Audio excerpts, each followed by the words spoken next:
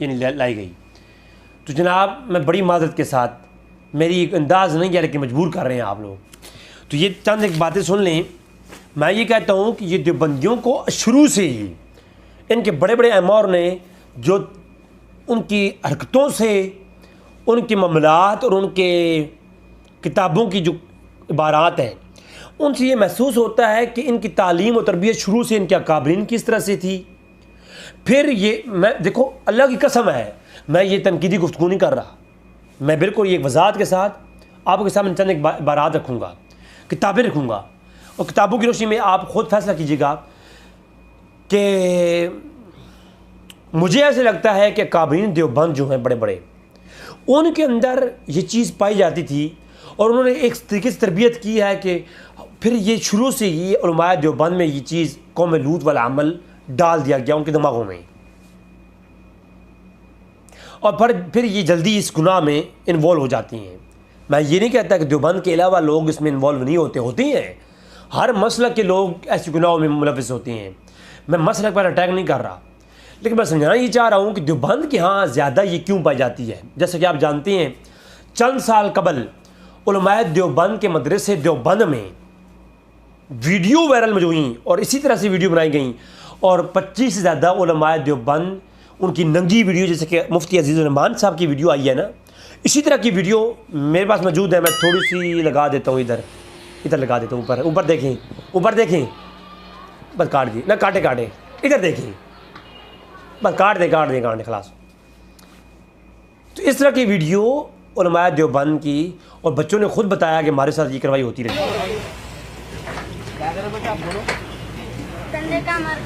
क्या नाम आपका? मदरसा फैजाल में मेरे साथ मौलवी गंदे काम करा। क्या नाम मौलवी साहब का? मोहम्मद शेर खान। कहाँ के रहने वाले हो? मैं मालूम दिल्ली में रहता हूँ। क्या करे आपके साथ? गलीज काम करे।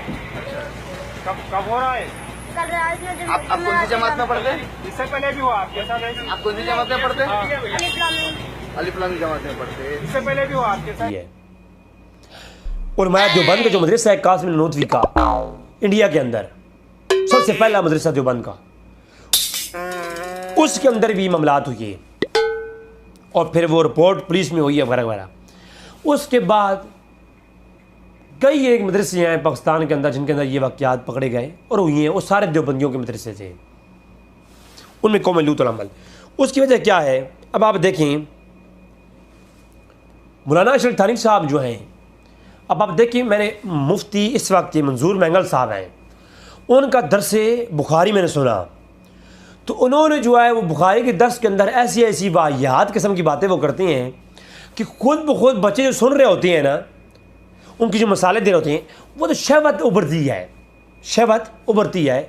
यानी अगर आप कोई ऐसा मसला भी बयान कर रही हैं, यानी आप बीवी के साथ हम बिस्तरी का मसला बयान कर रही हैं, हम बिस्तरी करने का तरीका बता रहे हैं, अगर आप शरीयत की रोशनी में, तो उसको भी इस तरीके से बताएं कि बच्चे को कम से कम शहवत तो ना आए ना। अब आप बीवी को के साथ हम बिस्तरी करने का तरीका बताएं और साथ में इस तरीके से बताएं कि बच्चों को शहवत उभर आए, तो फिर इसका मतलब ये है कि आप तफसीर कुरान नहीं पढ़ा रहे या दर्स बुखारी नहीं दे रहे, बल्कि आप बच्चों के अंदर शहवत उभारने हैं। तो वो जिस बच्चे के अंदर आप शहवत उभारेंगे, वो दर्स बुखारी के बाद वो उसके दिमाग में क्या चल रहा होगा? शहवत को रिलीज़ करने का तरीका चल रहा होगा। तो आप देखें ये, अब इसी तरह मौलाना अशरफ थानी साहब की ये मलफूज़ात अकीमुल उम्मत, जिल्द नंबर 17 है, इसके अंदर रसाला है हुस्नुल अज़ीज़। इसके अंदर कहते हैं कि लोगों ने ज़िक्र के मुतालिक गुफ्तगू करना शुरू की कि ज़िक्रुल्लाह के अंदर लज़्ज़त महसूस नहीं होती। तो मौलाना साहब कहते हैं कि लोगों ने लज़्ज़त को मकसूद समझ रखा है कि ये शिर्क सरी हो रहा है। तरीक़ में यानी लोगों ने ज़िक्रुल्लाह के अंदर जो लज़्ज़त ढूंढते हैं, ये शिर्क सरी है, क्योंकि इन्होंने लज़्ज़त को मकसूद समझ रखा है।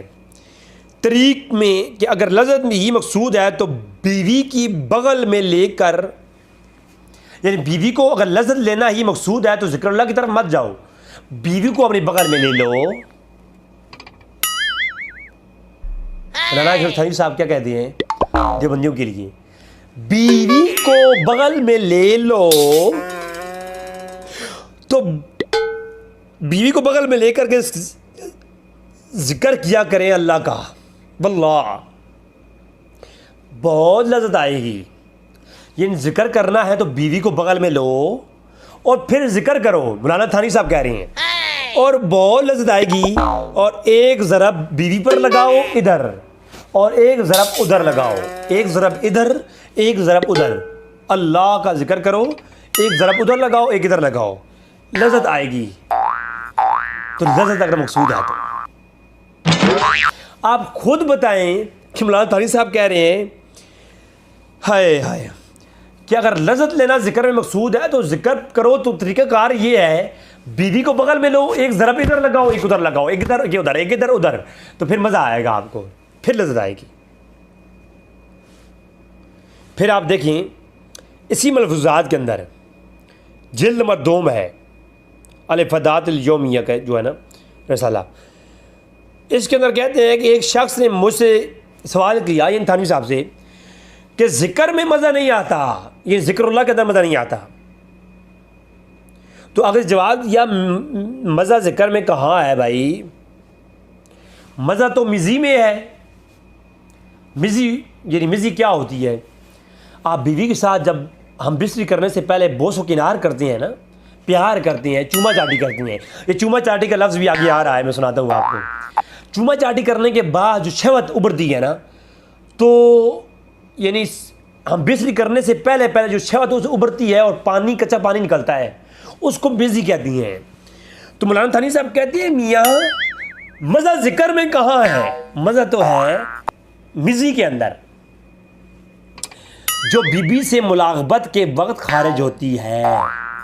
यहाँ ज़िक्र में कहाँ मज़ा ढूंढते फिरते हो साहिब, यानी मियाँ ज़िक्रुल्लाह में के अंदर मज़ा कहाँ ढूंढते फिरते हो। मैं गुस्ताखी का फतवा नहीं लगा रहा है इन बारात के ऊपर, मैं सिर्फ ये बता रहा हूँ कि जब इस तरह से तालीम और तरबियत होगी फिर रिज़ल्ट क्या होगा वो भी आगे दिखाऊंगा। इन बारात को पढ़ने के बाद, थानवी साहब की बारात को पढ़ने के बाद जो रिज़ल्ट निकलता है वो भी आगे दिखाता हूँ। तो कहा मियाँ मुलाक़बत बीवी के साथ करो, हाँ उसके बाद फिर मज़ा लो, मिज़ी निकलेगी, मज़ा आएगा। ये जो है ना मज़ा ज़िक्रुल्लाह में कहाँ ढूंढते फिरते हो। तो ये थानवी साहब की मलफूज़ात की दूसरी बारात। हाय हाय हाय, हाँ हाँ हाँ। फिर इसी तरह का मलफूज़ात कमालात अशरफिया, मौलाना थानवी साहब की मलफूज़ात हैं ये भी। और ये जनाब आला इसके अंदर क्या कहते हैं लोग कैफियत के पीछे पड़े हुए हैं, लज्जत के तालिब हैं। मैं कहा करता हूं कि अगर मज़े की ही ख्वाहिश है तो मियाँ मज़ा तो मिज़ी में है। हाय, अगर मज़ा ही लेना है तो मज़ा तो मिज़ी में है। बीवी को बगल में लो, बीवी को बगल में लो और बैठ जाओ इत्मीनान के साथ, और जाओ और चूमा चाटी करो। ये है देवबंद के उलमा, इनकी ये तरबियत है। और फिर उलमाए देवबंद में शहवत उभरती है बच्चों में, और बच्चे फिर क्या करते हैं, वो यही कुछ करते हैं जो मौलाना अज़ीज़ुर रहमान साहब ने किया है। इसलिए उलमाए देवबंद के मदारिस में ज़्यादा इन्वॉल्व हैं, इनकी किताबों में ये चीज़। मैं देखिए ये बात किताबों में कर रहा हूँ, हकीकत में देखोगे तो क्या होगा फिर। और फिर कहा मिज़ी निकलेगी, जब चूमा चाटी करोगे मिज़ी निकलेगी और मज़ा आएगा।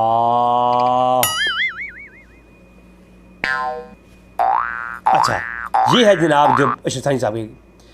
फिर मलफूज़ात के अंदर जिल्द नंबर 1 के अंदर ये सवाल किया गया मलफूज़ नंबर 93 में। फरमाया एक साहब ने मुझसे कि ज़िक्र में मज़ा नहीं आता, तो मैंने कहा मज़ा तो मिज़ी में है, यहाँ कहाँ मज़ा ढूंढते फिरते हो। ये जा बजा उन्होंने कहा है कि मज़ा मिज़ी में है, चस्का लेने में है। ठीक है, बीवी को चूमा चाटी करो, और क्या करो, सिर्फ यहाँ तक नहीं, चूमा चाटी भी करो, बीवी को बगल में लेकर के अल्लाह का जिक्र करो, एक उधर ज़रब लगाओ एक ज़रब इधर लगाओ, उधर इधर उधर इधर उधर इधर आ ऊ, फिर मज़ा आएगा। फिर इसी की जब तरबियत ये हो गई, फिर सवान अशरफ के अंदर मौलाना थानवी साहब का अमल मौजूद है। कहते हैं एक बार इश्क के जोश में हज़रत वाला से बहुत झुकते और शर्माते हुए अदबी ज़ुबान में अर्ज़ किया कि एक बहुत ही बेहुदा ख्याल दिल में बार बार आता है। हाय हाय हाय। थानवी साहब ये मज़ा वाला चैप्टर पढ़ाया ना, तो एक उनका शागिर्द था, तो एक शागिर्द ने थानवी साहब से कहा, मैं थानवी साहब मैं शर्मा रहा हूँ, बात कर नहीं पाता है, बात बड़ा बेहुदा ख्याल आता रहता है मुझे। तो थानवी साहब ने कहा कि शर्माओ मत, बताओ क्या बेटा क्या मसला है। तो हज़रत वाला ने उस वक्त नमाज के लिए अपनी सरादराजी से उठ करके मस्जिद में तशरीफ़ ले गए, जा रहे थे, तो फरमाया कहिए कहिए। तो गायत शर्म के साथ उनके शागिर्द ने कहा, मेरे दिल में ये बार बार ख़याल आता है, काश मैं औरत होता काश मैं औरत होता। थानवी साहब का शागिर्द कह रहा है, मैं आपके निकाह में होता। जो करवाइयाँ होती रहती हैं हमारी, वो तो निकाह के बगैर होती हैं ना, तो मैं औरत होता तो निकाह में हो जाता। तो इस इज़हार मोहब्बत पर हज़रत वाला गायत दर्जा मसरूर होकर बेख्तियार हंस पड़े। ये नहीं कि आगे से गुस्सा किया, खबरदार अपने औकात में रहो, ऐसी बात मत करो, ऐसा मत कहा, ऐसा नहीं कहा। ऐसा कहते तो फिर मिज़ी में मज़ा है, मिज़ी निकलना बस हो जाती। लेकिन कहा कि नहीं, हज़रत साहब बेख्तियार हो गए और कहने लगे, मसरूर कहने लगे, बेख्तियार हो के कहने लगे कि मस्जिद के अंदर तशरीफ़ ले गए कि ये आपकी मोहब्बत है बेटा, ये आपकी मोहब्बत है, इस पे सवाब मिलेगा, इस पे सवाब मिलेगा। यूँ तो कहते हो कि वो अमल जो बरेलवी करते हैं और उस पर सवाब की नीयत रखते हैं, वो तो बिदअत में मबनी है। मैं मौलाना सरफराज सफदर साहब को पेश करूँ, उनकी राय सुनत पेश करूँ। राय सुनत के अंदर मौलाना सरफराज सफदर साहब ने लिखा है कि वो अमल जिससे जो पहले उलमा से मनकूल नहीं और उस पर कोई दलील भी नहीं और उस पर सवाब की नीयत से किया जाए, तो वो क्या है, वो उस पर बिदअत है वो।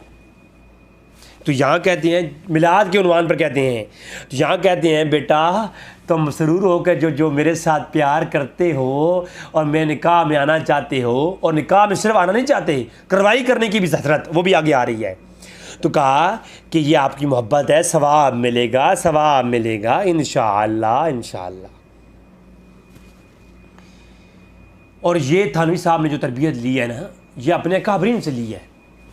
ये आप मेरे पास थानवी साहब की किताब है अर्रिवाह सलासा, ये 3 रूहों का जिक्र इकायत औलिया के साथ मंसूब है।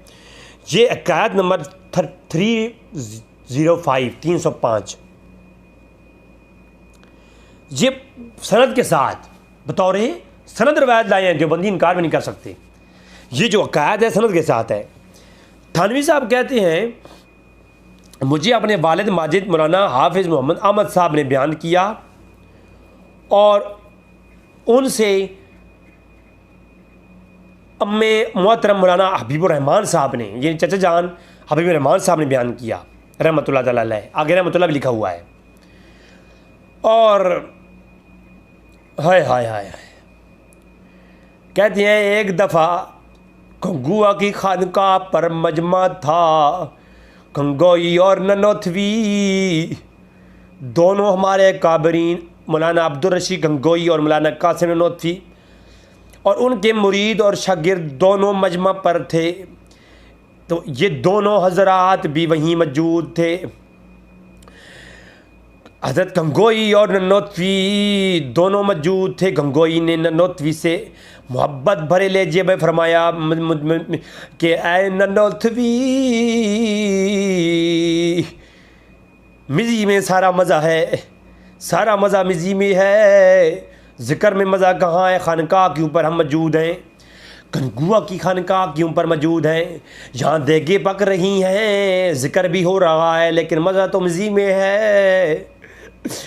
ऐ ननोत्वी ज़रा लेट जाओ, उल्टा लेट जाओ। ननोत्वी कुछ शर्मा से गए, मगर हज़रत साहब ने फरमाया मौलाना बहुत अदब के साथ चत लेट गए। जब अदब इतना था, लिहाज इतना था, प्यार इतना था कि थानवी साहब लिखते हैं सनद सही के साथ, जब कासिम ननोत्वी साहब से कहा तो कासिम ननोत्वी साहब अदब के साथ मौलाना गंगोई के सामने जो है मुंह नीचे करके और तशरीफ़ को ऊपर करके लेट गए और मौलाना की तरफ करवट को ले करके अपना हाथ उनके सीने पर रख दिया, जैसे आशिक सादिक अपने कल्ब को तस्कीन दिया करता है। पर मौलाना गंगोई साहब ने कासिम साहब की तरफ करवट बदली और उनकी सीने के ऊपर हाथ रख दिया और करवाई शुरू कर दी। और जो ही करवाई शुरू की तो मौलाना हरचंद फरमाते थे, मियाँ क्या कर रहे हो, लोग क्या कहेंगे। अंदर चले जाते हैं, पर्दे में चले जाते हैं। रोज़ाना मदरसे में तो होता ही है निज़ाम, यहाँ क्यों कर रहे हैं। तो हज़रत गंगोई साहब ने फरमाया लोग कहते हैं तो कहने दो, मज़ा तो मिज़ी में है जी। हाँ जी, मैंने तो सिर्फ बात की है ना, हकीकत में ये तुम लोगों की औकात है। मैं हूँ इल्मी बात करने वाला, किताबी बात करने वाला, तो किताबों से दिखाऊंगा। मेरी शरावत वाला जो मिजाज था वो तुम्हें पसंद नहीं आया, तो फिर रिजी का एक दूसरा मिजाज भी है, वो कबूल कर ले।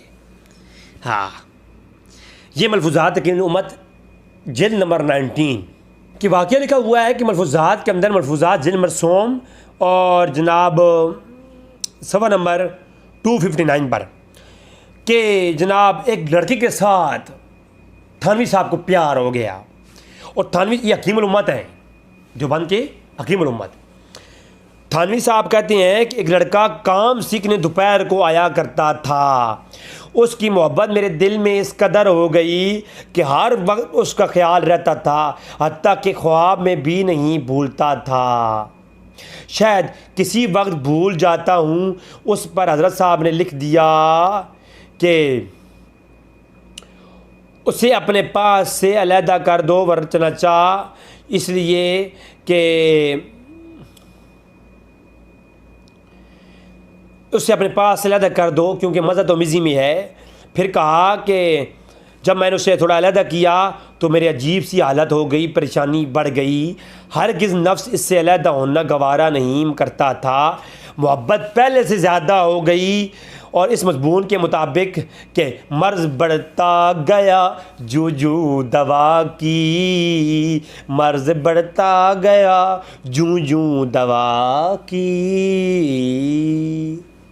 ये थानवी साहब हैं सर, ये थानवी साहब हैं सर जी। थानवी साहब को लड़कों से प्यार हो गया और फिर उनसे जब लैदगी का उस्तादों ने कहा तो लैदगा रहना भी पसंद नहीं किया। हाय हाय हाय।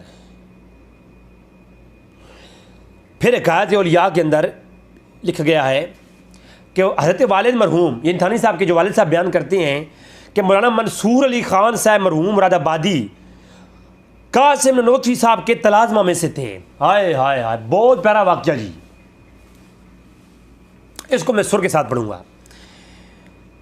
मौलाना थानवी साहब के वालिद बयान करते हैं कि हज़रत मंसूर अली ख़ान जो कि कासिम ननोत्वी साहब के शागिर्द थे, वही कासिम ननोत्वी जिनका पीछे जिक्र हो चुका है, उसी जनाब कासिम ननोत्वी साहब जिन्होंने खानकाह के ऊपर करवाई थी गंगोई से, वो भी इस करवाई के जनाबे वाला बड़े शौकीन और ठरकी थे।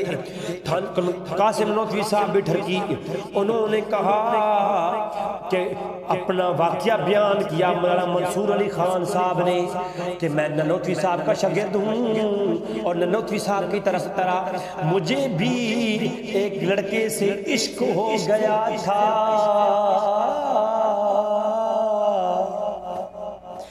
ये अब मुफ्ती अजीज रहमान साहब का अकेला वाक़या नहीं है, ये थानवी साहब का अकेला वाक़या नहीं, अब्दुल रशीद गंगोई और नकवी का अकेला वाक़या नहीं है, ये तो तालीम की किताबों में मौजूद है। ये देखिए जनाब, कासिम नकवी साहब के शागिर्द मंसूर अली खान साहब के लड़के से इश्क हो गया, इस कदर मोहब्बत और उसकी मोहब्बत हो गई कि तबीयत पर गलबा पा गई और रात दिन उसी के तस्वर में गुजरते थे।